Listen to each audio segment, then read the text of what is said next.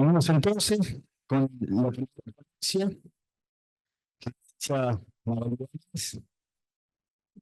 Corríjame si tengo algún dato equivocado acá. Licenciado en Ecología Prevelar, Ciencias Humanas, opción de Antropología de la región de Cuenca del Plata, Facultad de Ciencia y Educación de Prevelar, Diplomatura Superior en Actualización de Docencia Universitaria de la Red de Posgrado Claxo, Diplomado Superior sobre Violencia Basada en Género por Flaxo y Diplomado Superior en Políticas Públicas y Género por Flaxo igual. ¿Correcto? Licenciada. Muy chiquita que no. Se hablará sobre los derechos humanos en la dimensión social del desarrollo sustentable. Bueno, buenas tardes a todos. Gracias por la oportunidad de participar y especialmente de compartir con todos ustedes e intercambiar. Tengo algunos tips que anoté que me gustaría que después lo pudiéramos también desarrollar a lo largo de lo que vamos a ir hablando. La idea no es que hable yo, sino que logremos intercambiar, ¿no? En esta oportunidad vengo en representación de la Comisión de Memoria y Derechos Humanos de la ciudad de Rivera y como tal tomamos, ya los docentes los han explicado, ustedes también lo han hablado, pensar el tema de los derechos humanos y queríamos encargarlo desde otro aspecto, ¿no? Porque los derechos humanos atraviesan a todo lo que son las áreas del conocimiento humano y las manifestaciones de las personas. Entonces, en esta ocasión, nosotros venimos a plantearnos cuál es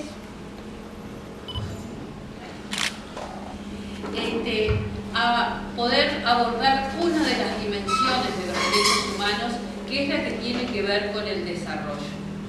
Entonces, me gustaría preguntarles, les digo que yo hice una revisión bibliográfica y nos podemos encontrar con más de 1000 definiciones sobre lo que es desarrollo, ¿no? Entonces, si alguien se atreve y quiere comentar qué es lo que consideran desarrollo.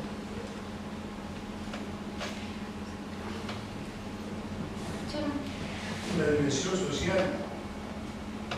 Desarrollo, una dimensión social. ¿Y qué más? ¿Crecimiento de qué? Crecimiento de la violencia, crecimiento de la economía, crecimiento de invasiones, crecimiento de inundaciones, crecimiento de qué. No, educación, salud. ¿Lo ven el desarrollo siempre como algo positivo? ¿No? Bien. Vamos a ir discutiéndolo a lo largo de la presentación. El derecho, o el desarrollo, está concebido como un derecho humano por el cual todas las personas y pueblos facultados para participar en el desarrollo económico, social, cultural y político, y a contribuir en ese desarrollo y disfrutar de él. Implica la plena realización del derecho de los pueblos a la libre determinación, al ejercicio de su derecho inalienable a la plena soberanía sobre todas sus riquezas y recursos naturales. La figura preponderante aquí es el ser humano, ¿no? Como lo ven a lo largo de todo el desarrollo de esto. Pero principalmente es la libertad de acción de tomar sus propias decisiones, sus soberanías. Y además, vean ustedes que no es solamente sobre las accionares o la acción sobre él, sino que lo que me permite también es incidir sobre los recursos naturales. Y es ahí donde en esta presentación nosotros en esta oportunidad nos vamos a centrar, en lo que es la capacidad de agencia que tienen los individuos sobre las riquezas y los recursos naturales y cómo esto afecta positivo o negativamente a cada uno en el lugar que esté.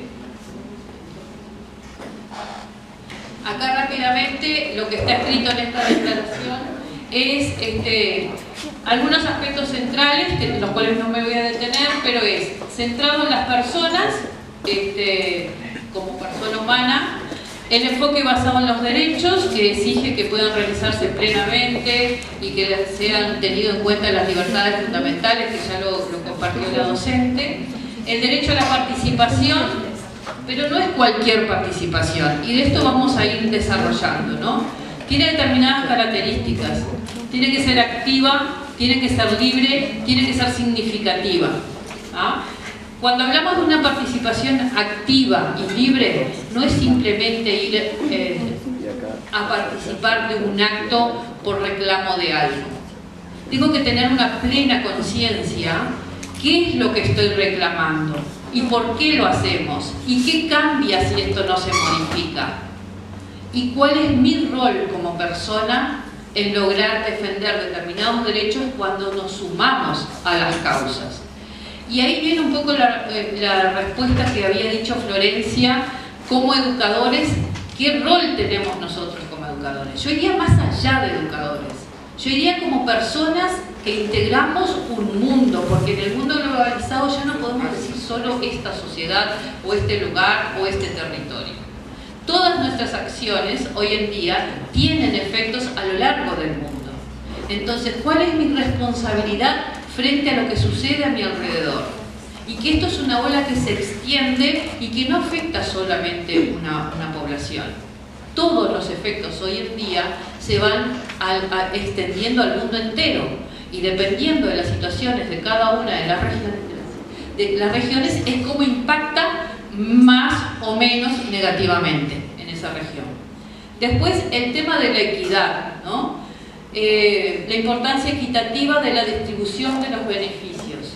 Vieron que hablamos del acceso a determinados recursos naturales, a propiedades, y ahora también vemos qué es la distribución de esos beneficios, porque la producción de todo el mundo y cómo se distribuye entre las personas es lo que va a ser más o menos equitativo. Y eso es lo que nos va a llegar, que tenemos zonas con pobrezas muy grandes y extremas y otras en menores. Y dentro de un mismo país tenemos también situaciones extremas, ¿no? De ambas partes. Luego la no discriminación, ninguna distinción por motivo de raza, sexo, idioma y religión. Esto sabemos que sucede, los docentes hoy lo dejaron muy claro, y nosotros tenemos que ser conscientes y no ser, como diríamos, no creer que esto está todo maravilloso, porque no lo está. Porque tenemos discriminaciones por motivo de sexo, tenemos idioma, tenemos religión, tenemos raza, tenemos etnia, tenemos... A ver, fíjense ustedes, piensen, ahora estamos en el mes de la diversidad. Todas las instituciones, ¿cómo se comportaron cuando el 8M? Todos pintaron, las instituciones públicas de Rivera, no voy a hablar del resto del país, pintaron sus fachadas, actuaron conmemorando el Día de la Mujer. Cuando fue la incidencia, cuando fue el mes de la afrodescendencia, todas las instituciones se vistieron en defensa de los derechos de los afrodescendientes.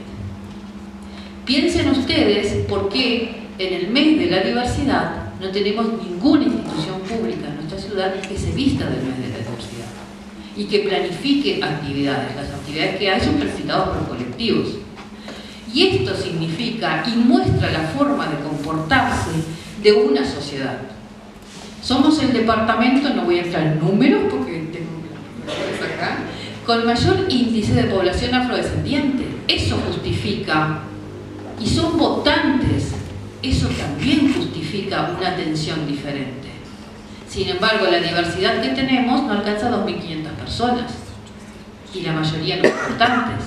Entonces son aspectos que nos demuestran que estamos muy lejos de alcanzar o de querer aproximarnos a una equidad de tratamiento a personas en diferentes situaciones, por raza, por religión, por lo que sea. No es lo mismo que nosotros decimos en nuestra frontera, que tenemos tantas, por ejemplo, religiones de origen afro. No es lo mismo, a la gente le da vergüenza decir que va a una religión afro, sin embargo, si va a misa es diferente.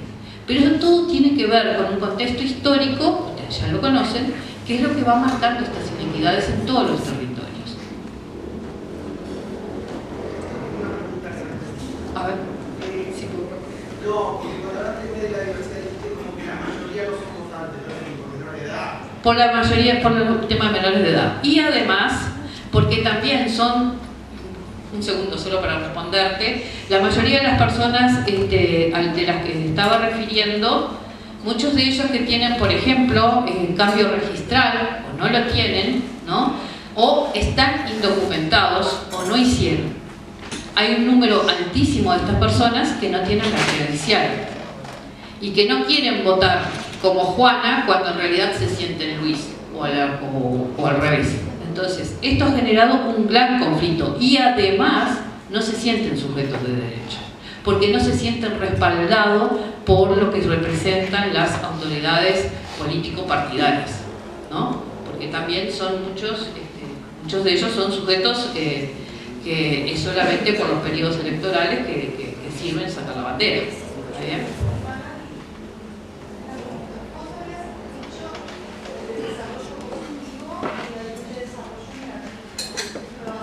Sí. Yo les pregunté y ahora después lo hablamos y ustedes sacan sus deducciones. Sí. Pero lo que no se menciona es que muchas personas, no sé si con diversidad se refiere a esto, pero personas transexuales, por ejemplo, tienen beneficios como las tarjetas UNIDE, incluso tratamientos hormonales que están gratis en salud pública, entre otros beneficios. Y eso ya es una gran evolución en términos de equidad y de inclusión, ¿no? Bueno, tú sabes que, por ejemplo, el tema de la hormonización es un hecho que sucede solamente en Montevideo, porque en Rivera no tenemos policlínicas de hormonización, no tenemos especialistas que puedan aplicarlos. Entonces, las personas que se quieren hormonizar, acá no lo pueden realizar. No tienen condiciones de irse a Montevideo a realizarse la hormonización. Y además, tenemos una situación muy grave en la frontera, no me quiero desviar del tema, pero quiero responder esta pregunta. En la frontera, que es el acceso a los medicamentos para hormonizarse sin necesidad de una receta médica y se la compran en Brasil. Y además tenemos personas que se inyectan productos, ¿cómo se llama? Industriales, por ejemplo, cuando no pueden hacerse una cirugía estética de mama, por ejemplo, ¿no? Entonces, están con una salud muy comprometida y no tienen un seguimiento. Y los planes que sí de la tarjeta, por ejemplo, también no solucionan nada, porque nadie vive con 1.500 pesos, chicos, nadie. Y el acceso al mercado de trabajo es imposible, ¿sí? Porque le traen una serie de requerimientos que ellos no pueden en muchas situaciones acceder, como tampoco el tema del acceso a la educación superior, ¿no? Y eso ustedes lo conocerán muy bien. Bien, y después el derecho a la libre determinación, que siempre, ven que siempre terminamos citando el tema del acceso a los recursos.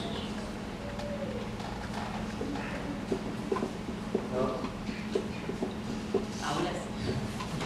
Bien, ¿qué es un enfoque basado en los derechos humanos? Bueno, es velar por la participación, la rendición de cuentas, la no discriminación, la rendición de cuentas, seguramente Miguela lo va a profundizar, tiene que ver con cuánto es vinculante el tema de los derechos con la legislación nacional de los países, ¿no?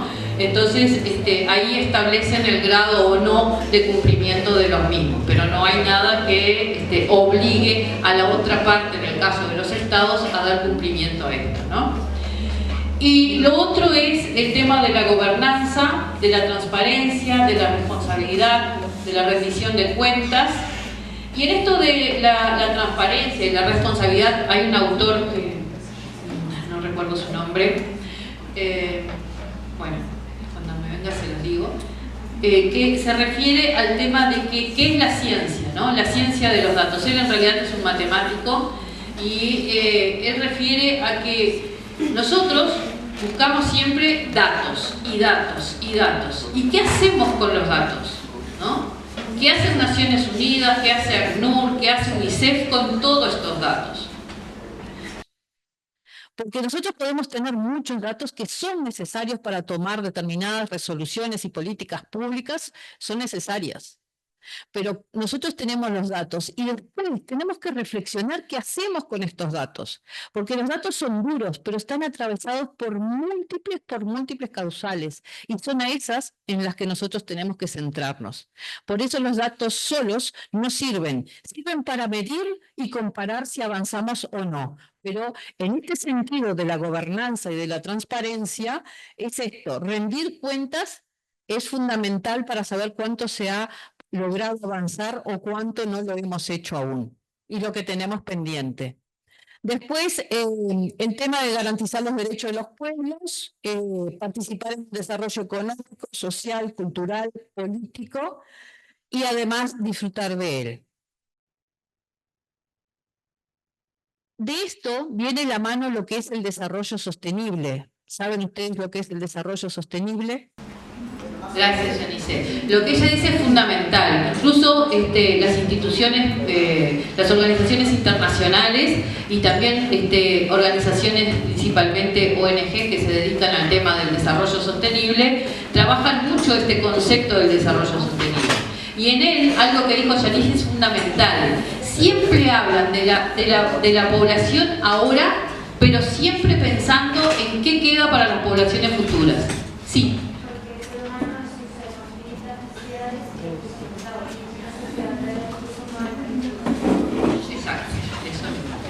Bueno, allí está, ven que es la capacidad también siempre de las generaciones futuras para satisfacer sus propias necesidades. Y allí cito la Declaración de Río de Medio Ambiente y Desarrollo, ¿no? Y el Programa de Acción Viena, que también afirma este derecho de realizarlo en forma equitativa y cubrir todas esas necesidades, siempre pensando entonces en la situación actual y en las generaciones futuras. Dentro de la dimensión del desarrollo de la sustentabilidad, tenemos tres grandes, cuatro pilares, que es la sustentabilidad ecológica, la económica, la institucional y la social. Nosotros hoy nos vamos a centrar rápidamente, pantallazo, sobre lo que es la sustentabilidad social, ¿no? Que se define como la búsqueda de un equilibrio entre el crecimiento económico, la equidad social y el mantenimiento del medio ambiente. ¿Ustedes creen que la sostenibilidad social es un viejo olvidado? ¿Por qué?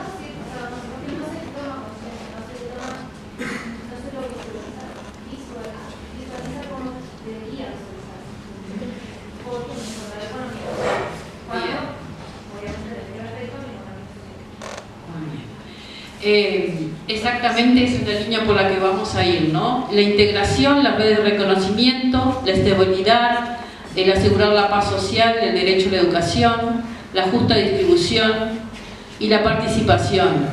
Ahora, es interesante en esto que decía, ¿cómo te llamas? Samira, sí.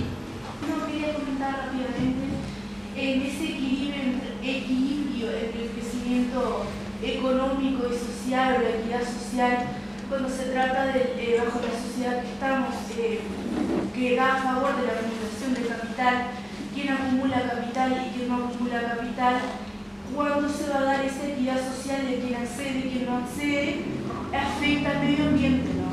O sea, bien como decía la compañera Florencia, eso del límite se puede ver en la segregación de la vivienda, de una calle en otra, de un centro de viviendas, de un centro marginado o no.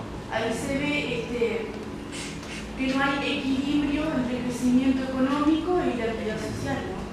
Que responde a un sistema capitalista que les enriquece y que les empobrece, me parece a mí. Acá tenemos algunas de las tres dimensiones principales de la sustentabilidad que tienen que ver con lo ecológico, con lo social, que las compañeras lo explicaron también, y también con lo económico, obviamente, ¿no? Si esto estuviera en una perfecta armonía, lograríamos una sustentabilidad adecuada en las tres dimensiones. Como ellos lo dijeron, hay un gran resentimiento en lo que es la sustentabilidad social, en detrimento de lo ecológico provocado por lo económico, ¿no? Entonces, eso es lo que dificulta lograr ese equilibrio. Para esto, en el 2015 se establecieron los objetivos de desarrollo, la Agenda 2030 para el Desarrollo Sostenible, que son 17, como ustedes ya los conocen, pero me voy a centrar solamente en 4. Pero lo interesante de esto, que estamos en 2024. Faltan 7 años y no hemos avanzado en ninguno, no se alcanzó ninguna de las metas que se han propuesto. Algunas retrocedieron. Exactamente, ahora lo vamos a ver. Algunas retrocedieron, no sé si quieres decir algo más. Entonces, esto es lo que le decíamos, no podemos ser ilusos, porque en realidad las herramientas están, pero no están funcionando. Pero creo que las compañeras han ido por un muy buen camino explicando las razones que están, que son centrales para pedir que impiden que este desarrollo realmente se complete, o por lo menos que avance, ¿no? La clave aquí es la participación, y la participación social. La participación de los estados está muy condicionada, como lo van a ver y como lo plantearon recién las compañeras, ¿no? Pero la participación social, la voz de la gente es fundamental, y cuando se nuclean, ustedes van a ver que hay muchas acciones campesinas en esto, del tema de la producción, del medio ambiente y de la ecología, que tienen una gran fuerza y que han fundamentado cómo quieren trabajar. Que una de ellas, si ustedes consiguen, y pueden verlo porque tiene una página web que es excelente, que se llama Vía Campesina, y habla todo esto del tema de la sostenibilidad social, ¿no? Acá vemos algunos de los aspectos que quería plantearles, que es fin de la pobreza, hambre cero, igualdad de género y reducción de desigualdades.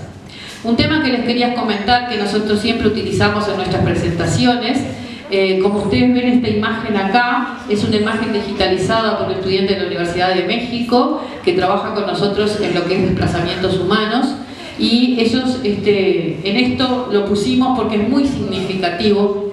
Son las mujeres que en realidad las que llevan adelante todas las comunidades, que se caracterizan por tener un desplazamiento continuo, su carga que llevan, sus niños, y está involucrado todo ese problema social que tenemos, ¿no? Y viene de esto de no haber armonía entre lo que es la economía, lo social y la ecología. Y que atravesado por el tema de la pobreza, del hambre, la inexistencia de la igualdad de género y la reducción de las desigualdades que tampoco se están cumpliendo. Entonces, tenemos que entender que el hambre y la malnutrición requiere examinar qué sistemas institucionales detentan el poder sobre los alimentos. Les pregunto, ¿cuáles creen ustedes que son esos sistemas que están copando, tomando y dirigiendo todo lo que es las instituciones y los sistemas sobre los alimentos? La FDA. ¿Cómo? La FDA. Food and Drug Administration de Estados Unidos. Puede ser. ¿Qué más? Hoy lo mencionaron. ¿Qué creen ustedes que detentan el poder y que dicen qué se produce, qué se consume y gobiernan todo lo que es el comercio? Las grandes empresas, ¿sí? Oli, sí, eso. Sí, exactamente. Son pequeñas empresas, no son pequeñas empresas, son pocas empresas gigantes que dominan todo el mercado. Entonces, sí, exacto. Entonces, el poder está concentrado en unas pocas corporaciones.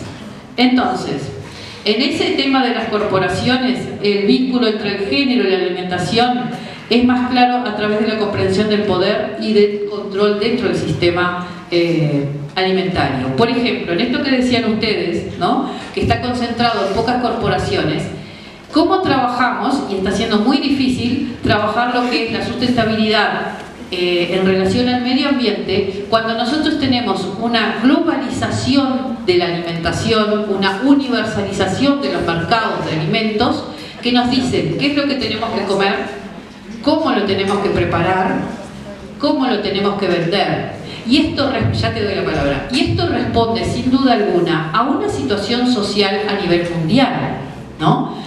Y esta situación, entre las tantas cosas que la atraviesan, es justamente, por ejemplo, la modificación del mercado de trabajo.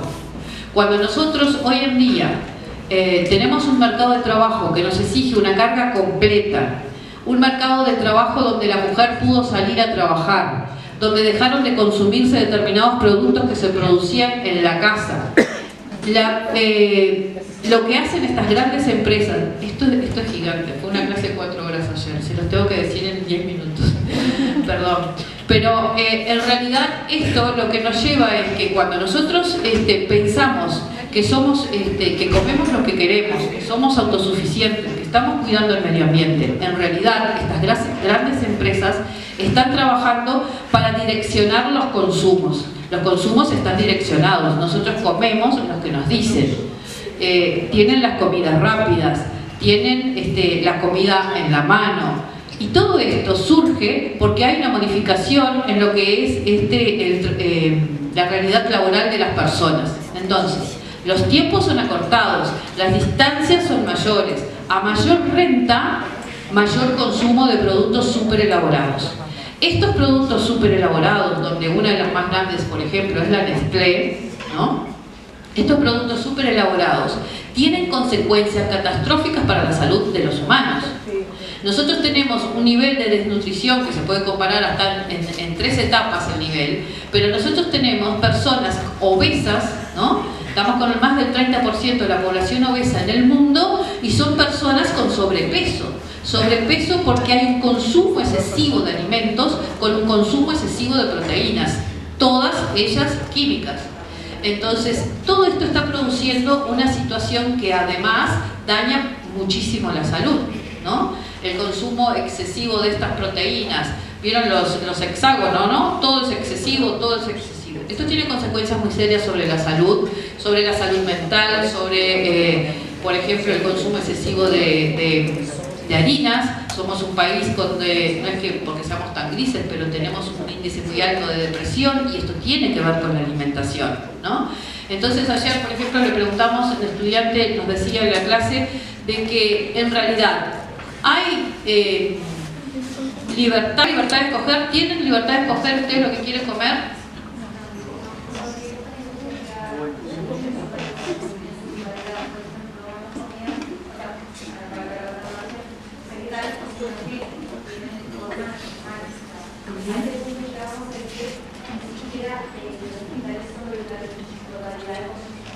Exactamente.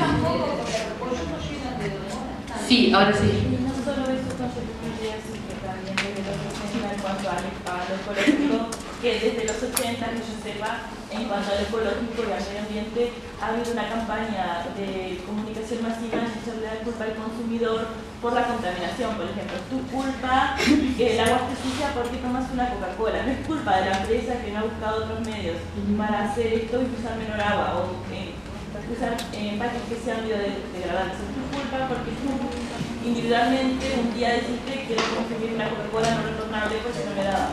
Y en cuanto a la alimentación, hoy en día tener la libertad de comer lo que quieres comer es tener preparadas. No podés, no está accesible la comida. Lo más barato es lo que más te disfruta. Claro, exacto. Yo que es un presupuesto de ponerle 1.000 pesos y tenés que compro meollos o... Sí, así, realmente es eso. Te llene el tiempo posible y que gastes lo menos. Gracias. Sí.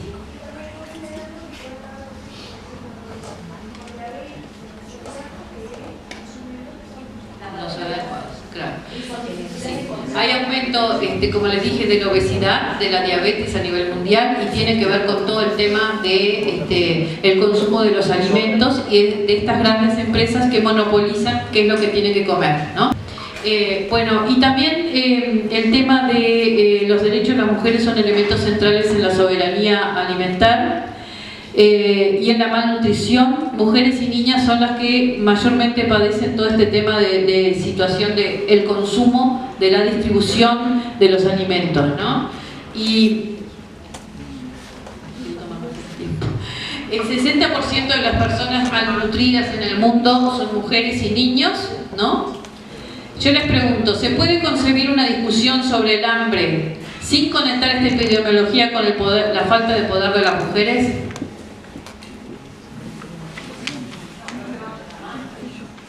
A ver.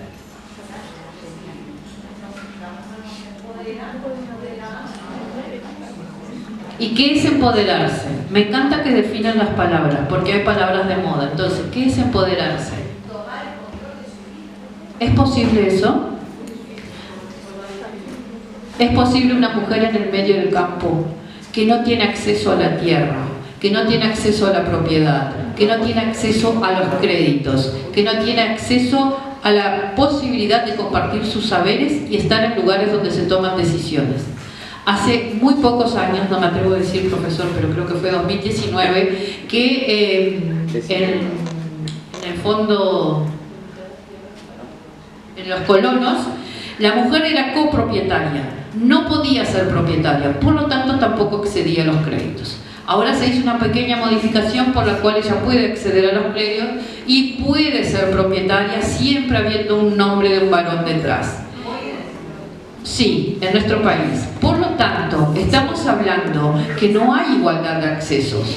Cuando nosotros vamos a políticas públicas para instalarse en nuestro país, no participa la mujer rural en la toma de decisiones. Cuando van a los predios, los ingenieros agrónomos van a los predios de estas mujeres que traen ancestralmente los saberes de cómo reproducir, de cómo conservar, de cómo multiplicar en pequeños predios, porque como lo dijo la compañera, ¿no? Están en la soja, están en el arroz y están en las forestadoras. En esos pequeños predios, las mujeres no son reconocidas sus saberes. Y esto es una forma de quitarle la participación a las mujeres. Porque llegamos nosotros creyendo de que el saber ancestral que tiene, vengo yo de la universidad y le digo que así no se planta. Y eso no es una integración ecológica del saber. Claro.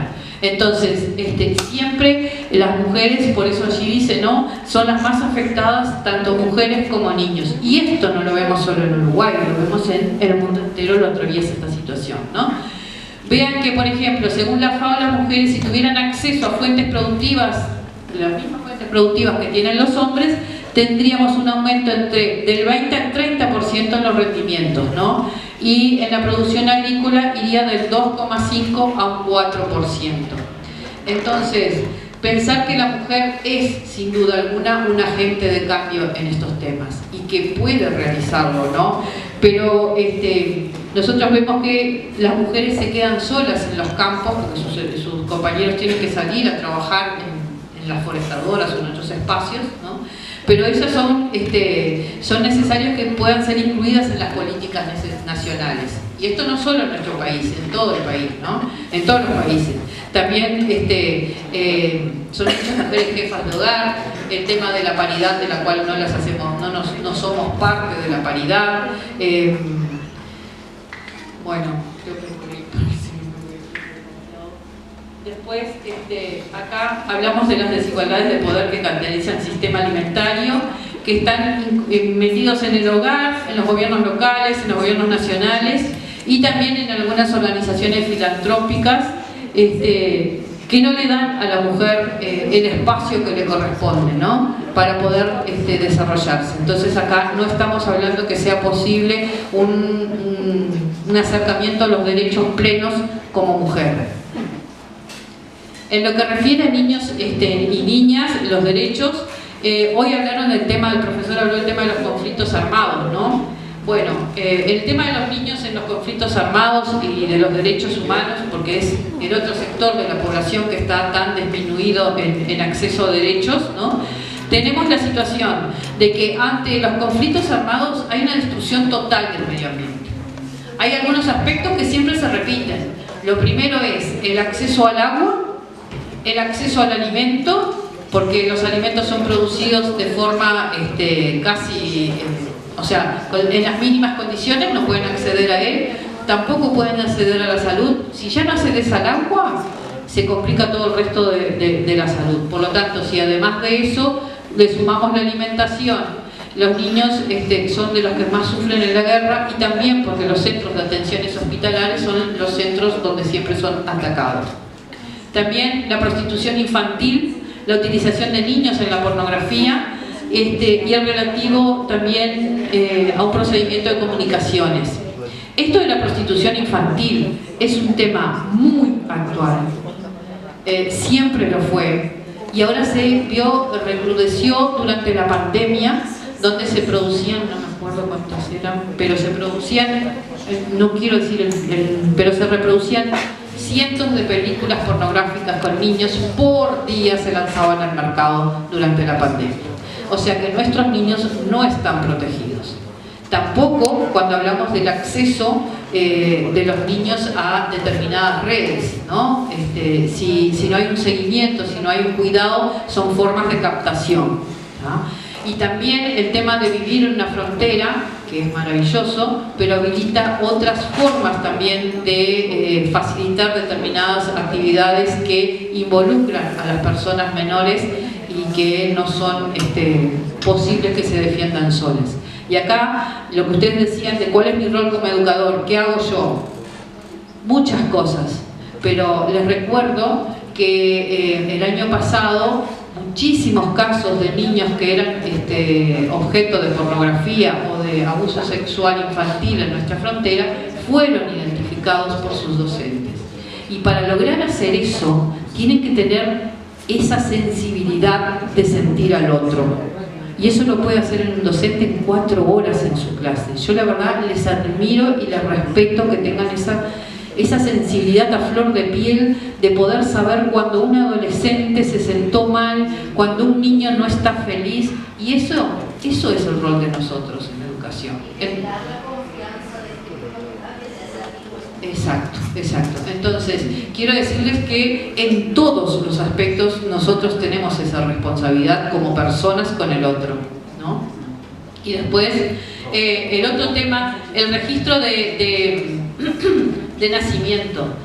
En el 2005-2004 se volvió a hacer toda una revisión de cuántos niños habían en nuestro país que no estaban registrados. Cosas que pensábamos que eran del 1800, del 1900, estaban sucediendo. Y esto a nivel del mundo es gravísimo. Continentes como los continentes africanos, el continente africano, países europeos que están en constante guerra, los niños nacen y no son registrados. Si no son registrados, no son sujetos de derecho porque no existen como tal. Tampoco podemos pensar en que si tengo 100.000 niños, no voy a hacer una política pública si de repente tengo 10.000 niños en un país. No hago una política pública porque no es necesario, se encargan otros sectores de la sociedad. Pero los 100.000 niños existen, no están registrados. Por eso se pide tanto, y desde la Organización de los Derechos Humanos se reclama sobre el tema del registro del derecho. El acceso a la justicia, los niños en situación de calle y los niños privados de libertad. Todos son temas terribles, ninguno es mayor o menor porque quien lo vive sabe lo que significa el dolor ese, pero a ver, niños privados de libertad. Cuando un niño está privado de libertad, no le estoy dando una sola herramienta para sacarlo de su situación, no le estoy dando. El privar de libertad sin una red que lo rodee y atienda no solamente al niño, sino a todo su contexto, no voy a modificar esta realidad. El año pasado, en diciembre, un pedagogo de grado 5 de la Universidad de la República, que trabaja el tema de la ansiedad en los niños, hablaba de que en un estudio que se hizo en Inglaterra, donde él da clases también, establecieron que aproximadamente el 30% de los niños sufre de ansiedad, ¿no? Y la ansiedad no puede ser tratada solo el niño, tiene que ser tratada el niño y su entorno y sus padres. Y algo muy interesante, esto de pensar de que los niños pobres eran los que tenían más situaciones de estas, no, porque en realidad en familias con mejores situaciones económicas los padres trabajan tanto que no pueden, pago todos los especialistas, pero no lo acompañan. Entonces, este tema también hay que aprender a cuidarlo, ¿no? El tema de por qué los niños se manifiestan de determinadas formas. Y no es atendiendo el problema objeto, sino todo lo que ocasionó este problema. Y eso necesita de una política pública fuerte que atienda cada uno de esos sectores que están involucrados en ese fenómeno.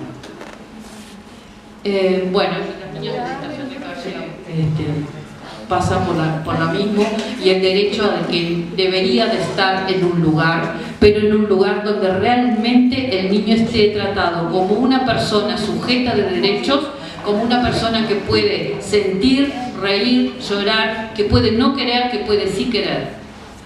El encerrarlo en el INAU no es una solución.